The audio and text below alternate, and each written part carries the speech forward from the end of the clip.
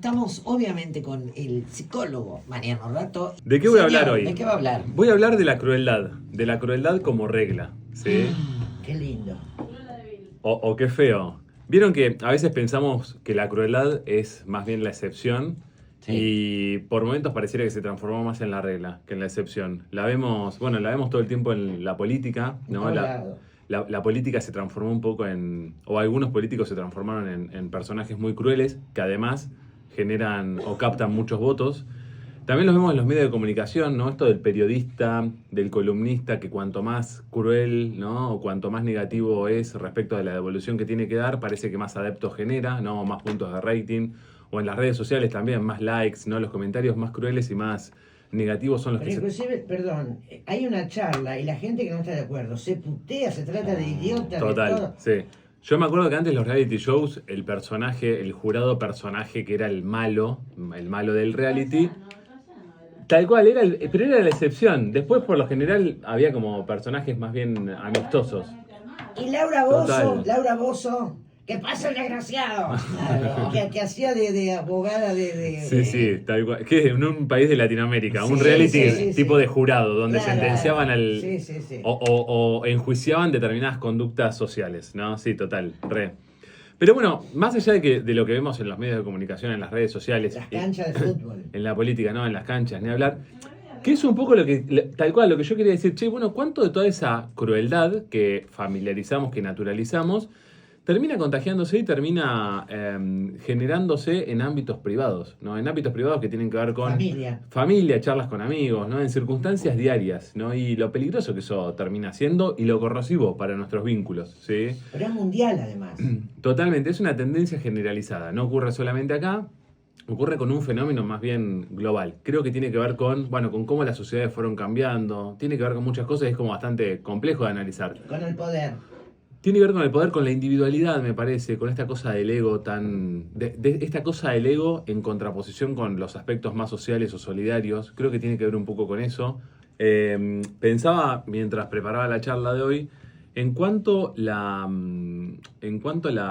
crueldad se disfraza muchas veces como superioridad, ¿no? Superioridad en el sentido de, che, bueno, yo te digo lo que pienso y te lo digo de mala manera y eso me otorga a mí un atributo positivo. Lo vemos todo el tiempo con líderes justamente negativos. No pensemos en política, pensemos en jefes que son muy tiranos y muy sádicos a la hora de decirte las cosas que te tienen que decir. Y muchas veces justificamos, producto del lugar en el que se encuentran, del lugar de liderazgo que ocupan, justificamos ese accionar como parte de lo que tienen que hacer justamente para para generar, digamos, ese nivel ese nivel al que llegan, digamos, en la estructura jerárquica, ¿no? Pero perdóname, en esta sociedad tampoco es fácil ponerle límite a ese tipo de gente. Total. Porque por ahí si estás bajo su mando, te cuesta el puesto. Totalmente, claro. O te aíslan del grupo. Pero incluso cuando no te cuesta el puesto, está naturalizado por el entorno y está validado por el entorno. Uno suele decir, che, mirá este jefe, qué bien, mirá que te dice lo que piensa efectivamente sin dar demasiadas vueltas. No sé, hay biografías que son como bastante interesantes del mundo de la tecnología y del mundo de la moda. No sé, no la leí, pero me contaron que la biografía de Steve Jobs ya no vive, pero fue el creador de Apple, ¿sí? De todo lo que es MacBook, iPhone, etcétera. Dice que el chabón era un tirano y que tenía una personalidad muy fuerte y que era muy hostil con sus empleados, al punto de revolearle tablets cuando le llegaban, le mostraban, digamos, el nuevo diseño, etcétera, o encontrarse con algunos de sus empleados en el ascensor de la empresa, de la compañía, preguntarle qué lugar ocupaban en la empresa y si no les cerraban los echaba literalmente en el ascensor, ¿no? Y sin embargo, nadie dudaría de que él es un genio y esta biografía es como una excepción, digamos, a lo que se sabe y lo que se conoce de él, porque todo lo que se dice es, che, fue una persona magnífica que cambió por completo el mundo tal como lo entendemos hoy. Fue la persona que creó el primer smartphone, claro. La primera persona que creó un teléfono inteligente. Yo a veces pienso que todo el que llega demasiado alto en cualquier ámbito tiene una gran dosis de crueldad y de ir ascendiendo jodiendo gente, digamos. Puede ser. Algo de eso hay, ¿no? Pareciera como que para llegar a determinado nivel, en cualquier profesión, tenés que tener como cierto grado de apatía. No tenés que ser tan empático. No importan los métodos, el fin es uno. Sí. Algo de eso Ahora, hay. entre maldad y crueldad, por ejemplo, ¿hay una diferencia? Ah, ya. Porque vos decís... Entre maldad y crueldad. Sí, Bueno, pará, lo googleo. cruel. No sé, porque rápidamente. vos decís, Pero vos ya podés- es cruel. Pero vos podés ser En su discurso, malo de bueno, palabra, sí. pero también la crueldad es más física, me parece. Crueldad me suena más a un rasgo que uno tiene consigo, ¿no? Y la maldad es a lo mejor un acto más circunstancial. Che, bueno, Claro, vos podés tener en un un acto. momento. Claro, che, un chico puede tener un acto Está ahí, malo, ¿no? sí.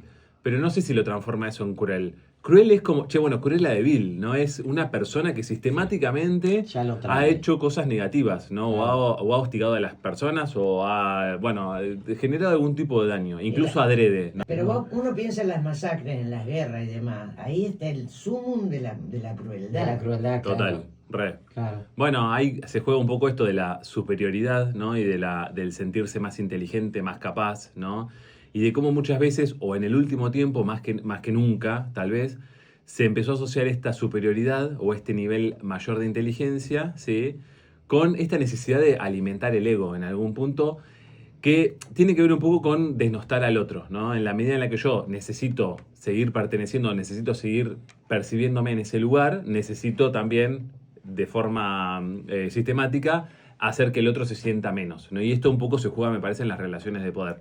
Recién hablaba de Steve Jobs, también hay una biografía súper conocida de Anna Wintour. Anna Wintour es la directora de moda más importante, es la directora de la revista Vogue de Nueva York más importante del mundo, como súper archi reconocida. Si uno tuviese que decir, che, bueno, ¿quién es ella a nivel moda? Sería algo así como el Papa para los católicos, ¿sí? Donde claramente fue muy reconocida por ser la dama de hielo. Es la película de Meryl Streep en El Diablo Viste a la Moda, El Diablo Viste de Prada, donde ella es terriblemente hostil con todos sus empleados, donde los maltrata, pero al mismo tiempo donde hay toda una idea compartida de que ella es como es. Total, porque es buena. ¿No es el miedo el que te motiva eso? El miedo te motiva, pero no solamente los subordinados piensan eso de ella. Nadie dice, che, es una mina que es mala. Es sádica. Total, incluso personas que no la padecerían por ser empleados directos siguen pensando que ella es muy buena persona y minimizan estos rasgos en pos de resaltar los aspectos positivos, que justifican su éxito y minimizan estos aspectos de los que estamos hablando, ¿no? Un poco lo que Me decía quedé vos, ¿no? pensando en la maldad y la crueldad. Eso se ve bastante en las guerras, ¿no? Donde la maldad es quien dirige, pero no va, y la crueldad la ejecuta el dirigido.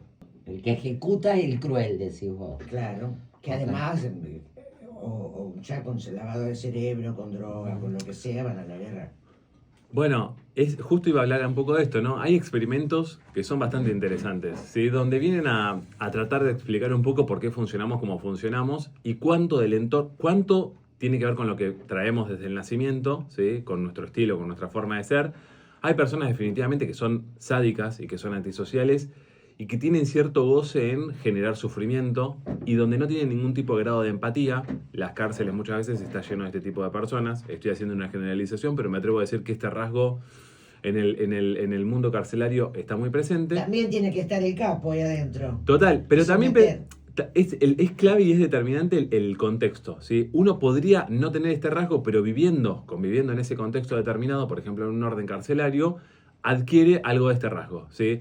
Hay algunos experimentos que son súper interesantes. Hay uno que se hizo en la Universidad de Stanford, donde se invitó en el sótano de la universidad, se invitó a un grupo de estudiantes a que hagan de carceleros y a un grupo de estudiantes que hagan de guardiacárceles. Perdón, de prisioneros y de guardiacárceles, ¿sí? Y lo que se empezó a percibir es que al cabo del tiempo, ¿sí? Con el transcurso del ejercicio, los guardiacárceles empezaban a tomar cada vez posturas más hostiles para los que hacían de prisioneros, cuando en realidad era un experimento y era un ejercicio que se estaba haciendo de manera artificial. Sin embargo, todo el contexto ameritaba para que uno se justifique y lleve a cabo ese tipo de acción y en detrimento de otro grupo de personas que en definitiva eran compañeros de estudio, compañeros de la universidad. O sea, que ¿Se se entiende? perdió, se diluyó eso que era... Esto viene a demostrar un cómo, ejercicio. total, cómo el contexto, ¿sí? Bueno, un poco se lo preguntaron muchos historiadores respecto a lo que pasó con el nazismo, ¿no? En la Segunda Guerra Mundial. Che, bueno, ¿cuántos nazis efectivamente había? ¿No? ¿Y cuántos terminaron apoyando ese orden y persiguiendo judíos justamente incluso sin ser nazis, ¿no? Y cuánto de, ¿no? Como de todo el efecto contagio terminó generando en algún punto algo de esto que estamos hablando. Bueno, la película es un experimento también que después se llevó al cine, la segunda ola, tercera ola, la película, habla un poco también de esto, de cómo un grupo de estudiantes, incentivados por un profesor, empezaron a tener como ciertos símbolos que los identificaba, ciertos saludos que eran secretos y no eran compartidos por la sociedad, y cómo la tendencia a llevar al extremo ese tipo de conductas y al ser crueles respecto con las diferencias, es decir, respecto con el resto de personas que no compartían su ideología, incluso cuando era una ideología inventada, era muy impresionante. Entonces, ahí es un poco la pregunta que nos hacemos de respecto de, che, bueno, hay como cierta tendencia, es una pregunta, no una afirmación, ¿hay cierta tendencia del ser humano a adoptar ciertas conductas que pueden atentar contra otros seres humanos, ¿sí? Y en rechazar y en ser crueles, ¿sí? Incluso cuando no hay un gen, podríamos decir, o cuando no hay una semilla que amerite esta crueldad? La tiro. O sea, no se nace, se hace. Creo que las dos cosas, pero pareciera que se puede hacer mucho más de lo que uno piensa. Se hace mucho más de lo que uno cree. Sí, y eso te condiciona el contexto. Y es un poco lo que amerita, perdón, para bien y para mal, ¿no? También hay experimentos donde se le pregunta o se le dice a las personas, che, bueno, hay que dejar, no sé, en un restaurante, por ejemplo, hay que dejar propina. Quiero decirles que la propina que vienen dejando es de, no sé, el 75% de lo que ustedes gastaron, que es una propina muy elevada. La tendencia de las personas, cuando percibe que el entorno es más bien generoso, y uno podría traducir en esta generosidad como cierto grado de empatía para los trabajadores, para los empleados del restaurante, uno tiende a ser más bien generoso. Entonces, cuando uno percibe que el entorno es generoso, uno tiende a ser generoso, y por el contrario, cuando uno percibe que el entorno no lo es, uno tiende a no serlo tampoco. Es decir, frente a la idea de que el resto del restaurante dejó propinas elevadas, uno tiende a dejar propinas elevadas, y al contrario, cuando uno percibe que el entorno no es generoso y no deja propinas elevadas, uno no deja propinas elevadas. Contagioso. Con lo cual es interesante este punto, porque claro, el contagio puede ir para bien y para mal, ¿no? Para los dos lados. Eso me pareció súper... Digo, hay ciertos rasgos con los que uno nace que tienen que ver con ser antisocial. Bueno, algunas personas pareciera que sí. Las personas antisociales, sí, más psicopatonas. El rasgo psicopático es un rasgo con el que muchos autores... Bueno, sí, es problemático, definitivamente. Algunas personas lo pueden contener, otros no. Pensá que... Sí, pero no, pareciera que no es así. Pensemos en los casos, por ejemplo, de personas que no tuvieron situaciones críticas, ni situaciones dolorosas a lo largo de la vida, ni traumáticas, y sin embargo han cometido una cantidad de crímenes que no se pueden explicar de otra manera más que de haber tenido cierta predisposición para llevar a cabo esos crímenes. Cuando no estamos hablando de situaciones de marginalidad social o situaciones de crisis económica. No sé, acá en Argentina la historia del petiso orejudo, claro, es como el emblema del antisocial total. El entorno también influye. Bueno, los experimentos lo dan cuenta. Si a vos por ahí lo ves sobre todo en los chicos, si son medio tiernitos, digamos, y se empiezan a juntar con un grupo que tiene determinadas costumbres non santas, o perteneces o te tenés que alejar. Bueno, cuando se habla de la presión social, se habla justamente de eso. En la adolescencia es clave. Yo muchas veces hablo de consumos problemáticos. Eso es clave. Y estos experimentos lo demuestran. Uno, incluso cuando uno es grande, uno tiende a ser más bondadoso, más generoso cuando percibe que el entorno lo es, y viceversa, uno tiende a ser más hostil, ¿sí? O poco generoso cuando percibe que el entorno lo es. El entorno nos condiciona por completo. ¿Sí? Ahora, la persona cruel, ¿disfruta del resultado de esa crueldad, digamos? A ver, podríamos pensar en dos tipos de personas, dos tipos de personalidad. Hay una que efectivamente disfruta, ¿sí? Y obtiene algún tipo de placer, un tipo de goce en el sufrimiento ajeno, ¿sí? Y esto está claro, y es como los casos más macabros que conocemos. Y hay otro perfil que hace daño, ¿sí? Incluso sabiendo que está efectivamente generando un daño, pero donde no conecta emocionalmente con lo que le genera a la otra persona, y le da lo mismo. O sea, no es que le genera un placer hacer daño. Dolor ajeno, claro. Al psicópata le pasa eso. El perfil de sangre fría, total, genera un poco eso, ¿no? Bueno, ese rasgo también es como... es necesario en algunas personalidades de la diaria, ¿no? Si uno es demasiado empático, lo que pasa es que estamos hablando de cuestiones extremas. Si uno es demasiado empático, y bueno, tal vez tenga alguna dificultad para llevar a cabo algún tipo de trabajo. No sé, pensemos en un neurocirujano que es terriblemente empático y que está operándole la cabeza Claro. a un genio, a un científico que descubrió y que tiene un cáncer de tumor. Che, la verdad es que si vos sos terriblemente empático y conectás con esa emoción y con esa información, te quedás paralizado porque le estás tocando la cabeza a quién, al que descubrió la vacuna que salvó miles de millones de personas. Ahí hay como cierto grado de apatía o cierto grado de rasgo antisocial. De frialdad. De frialdad que es necesario, totalmente, sí. Recién hablaba del ego, ¿no? Del ego como motor en esta cuestión de ser cruel, ¿sí?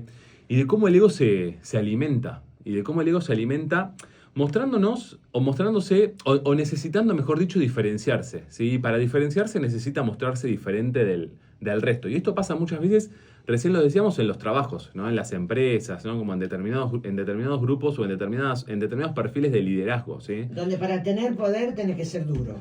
Total, donde tenés que reafirmar tu poder denostando al otro, ¿sí? Para poder enaltecerte vos. Lo cual termina siendo una cosa bastante macabra y que si bien puede funcionar en el corto plazo, en el mediano o largo plazo no funciona porque el equipo, ahora estoy hablando puntualmente de lo que sucede en una empresa, el equipo termina totalmente herido y termina no teniendo confianza. ¿Sí? De hecho, la tendencia de todo lo que se trata de marketing o de no sé si de marketing, para asesoramiento para empresas, para grandes compañías, tiene que ver un poco con esto, ¿no? Con poner en jaque a ese líder, ¿sí?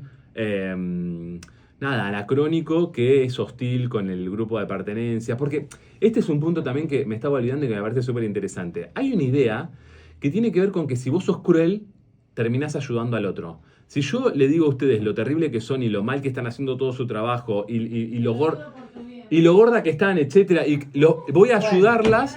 No era necesario. No, pero es así. Es como, che, bueno, si yo le digo a ustedes que son gordas, voy a fomentar que ustedes se pongan las zapatillas y salgan a correr. Si yo le digo que ustedes no estudiaron y que son... Total, hay como una idea positiva, de que si yo denoto a la otra persona y la hostigo y la maltrato y yo soy cruel, ¿cómo? Denosto, gracias Mabel. A la otra persona y la hostigo y soy cruel, ayudo a esa persona, es como un efecto positivo de la crueldad que se percibe. Ayuda a que esa persona modifique o cambie un hábito. Lo cual, nada, de nuevo, es algo totalmente falaz, no es así, no ocurre. Ahora, Sí, perdón, dale. la crueldad viene con el inseguro, con la inseguridad y con la falta de educación en algún lugar.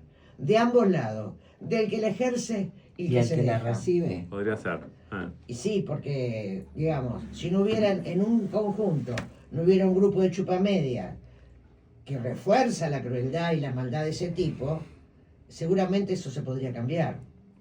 Pero generalmente los crueles no atacan a todo el grupo, agarran por tanda. Se ensañan con uno y lo gastan, se ensañan con otro y lo gastan. Puede ser. Y el resto es cómplice. Algo de eso ahí. Está muy naturalizado. Coincido con Bueno, vos. Todo lo que te Eso es digo, lo que te te lo digo. digo porque sé de una persona que lo pasa. Ah, sí. Pero Que lo pasa. escuchame una cosa. ¿Eh? Está muy... No, olvídate. La crueldad. Te pregunto. Confirmo en hacerle la traga cuando salga. Estaremos gordas, pero él se va sin dientes. Bueno, Ay, no, ahora no, me van a hacer mierda igual lo porque perdonamos. puse como ejemplo que Sí, estaban yo gordas, no, están yo- divinas. Además yo no hablo de los cuerpos. Yo no. No hablo de los cuerpos. Cállate. Pará, vamos a hacer un corte chiquito, pero pará, quiero tirarte esta. Hoy, actual. Está muy atento. La crueldad, ¿está de moda? Bueno, pareciera que sí, ¿no? Que la crueldad está de moda, O sea, definitivamente. aceptando o festejando el dolor de un pueblo. Sí. No Siempre nos metamos fue así. muy de lleno en el tema político, si no quieren, pero voy a que... Claro, es lo que vemos diariamente. ¿Está de moda, Mariano?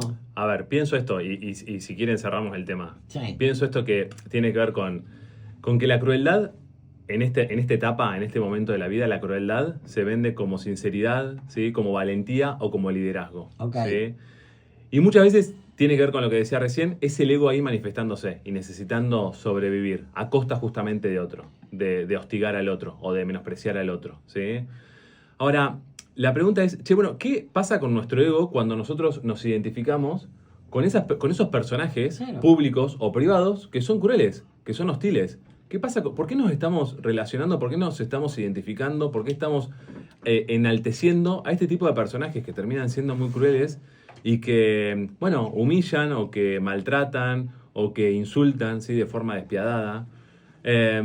Y ahí también me pregunto, che, ojo, porque muchas de las cosas que nosotros incentivamos, reforzamos, ¿sí? O validamos en lo público, después se termina transformando algo de todo eso en nuestro mundo privado. Y algo de todo eso Claro. se termina trasladando a la relación que tenemos con nuestros hijos, con nuestras parejas, con nuestros padres, ¿sí? Y ahí es donde yo me pregunto, che, bueno, ¿qué tipo de sociedad queremos construir? ¿Una sociedad cruel o una sociedad empática? ¿Sí? Donde justamente la empatía, la Decimos escucha... una cosa, pero actuamos distinto. Total. Eso por otro lado. Todas son formas de, buenas o malas, de tener adeptos, ¿no es cierto? Totalmente. Pero sí. después, en la política, que particularmente es una mierda por donde la mires, están todos abrazados y todos juntos. Totalmente. Y hacen pactos y arreglan. Y entonces, viste, no es que de un lado o de otro, todo está contaminado. Yo me pregunto si queremos, la pregunta que me hago todo el tiempo es, che, ¿queremos seguir normalizando la crueldad como un estilo de vida? ¿Sí? O animarnos a construir una sociedad distinta, más empática y donde podamos escuchar al prójimo, ¿no? y respetarlo de cierto modo.